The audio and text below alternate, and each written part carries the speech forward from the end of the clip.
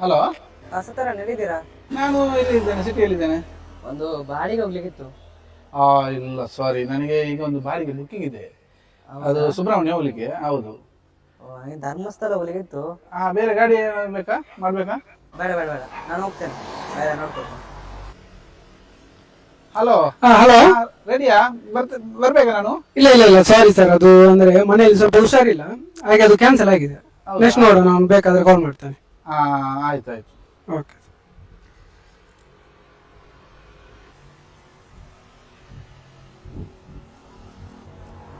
Hello hello, ಇದು ಗಾಡಿ arrange ಆಯ್ತಾ ನಿನಗೆ? ಅದು ಅರೇಂಜ್ ಆಯ್ತು. ನನ್ನ ಫ್ರೆಂಡ್ ಒಬ್ಬ ಬಂದ, ಆಟೋ. ಹೌದಾ? ಹೌದಾ, ಆಯ್ತು ಆಯ್ತು. ಸರಿ ಸರಿ.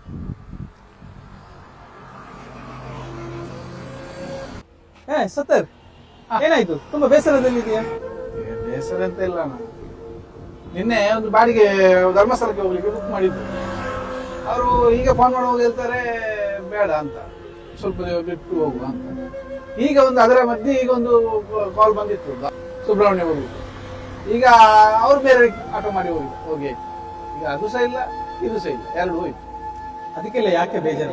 ನನಗೆ ನಿನ್ನೆ ಹಾಗೆ ಆಗಿದೆ. ನಾನು ರಾತ್ರಿ ಮತ್ತೆ ಉಳ್ಳಾಳಕ್ಕೆ ನನಗೆ ಬಾಡಿಗೆ ಸಿಕ್ಕ. ದೇವರು ಬಯಸಿದ್ರೆ ಎರಡು ಪರ್ವತಗಳ ನಡುವೆ ಇದ್ರು ಅದು ನಮ್ಗೆ ಸಿಗ್ತದೆ. ದೇವರು ಬಯಸದೇ ಇದ್ರೆ ಎರಡು ತುಟಿಗಳ ಮಧ್ಯೆ ಇದ್ರು ನಮಗೆ ಸಿಗಲ್ಲ.